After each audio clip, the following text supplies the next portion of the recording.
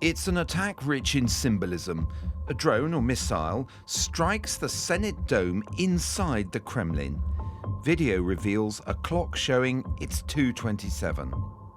Then, 16 minutes later, a second strike goes in, apparently with the same aiming point. But this projectile arrives from a different direction. Clocks show it happened at 2:43.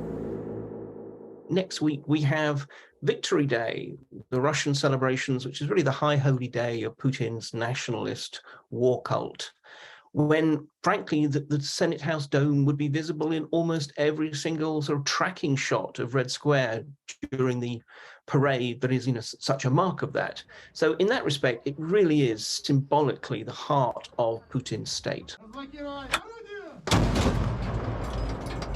On the front lines in Ukraine, fighting is intensifying as the seasons change, and both sides are jockeying for advantage. So why launch a symbolic attack so far away in Moscow? The first word of it came from President Putin's spokesman, claiming it was a terrorist attack, that it was aimed at him, but it had left him unscathed. But this strike with small explosive charges was never likely to hit Putin, and Russia's characterization of it that way may just be a way of covering their embarrassment that it happened and preparing the way for large-scale counterattacks. Perhaps for that reason, President Zelensky, visiting Finland today, denied responsibility for the strike.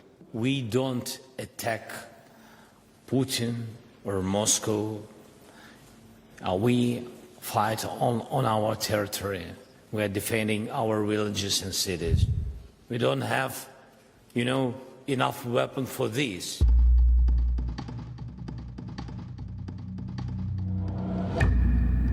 Last summer's hit on the Kerch Bridge was also called terrorism by the Russians and used as a pretext for large-scale missile attacks on Ukrainian civilian infrastructure. But did the Ukrainians mount today's operation? A presidential advisor in Kiev tweeted, "Ukraine wages an exclusively defensive war and does not attack targets on the territory of the Russian Federation. What for?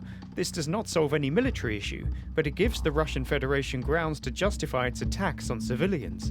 Though he left open the possibility the emergence of unidentified unmanned aerial vehicles at energy facilities or on Kremlin's territory can only indicate the guerrilla activities of local resistance forces.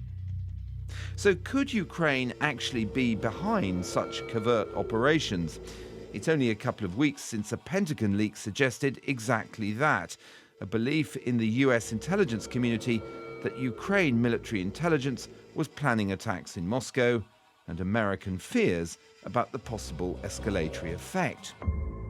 We know also that last autumn, the Russians, concerned about possible aerial attacks, put anti-aircraft missiles on the roof of the Defense Ministry in Moscow. So a Ukrainian covert operation, possibly launching small drones quite close to the Kremlin, seems like a most plausible explanation. Zelensky clearly has said that it's nothing to do with them, but nonetheless, this would make sense and it fits into a pattern.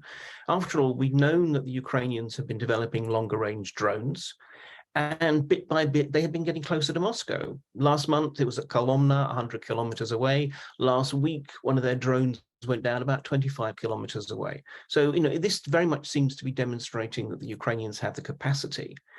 Symbolically, just before Victory Day, again, that's a sort of quite an important date. At the weekend, a Ukrainian strike caused a huge fire in Crimea.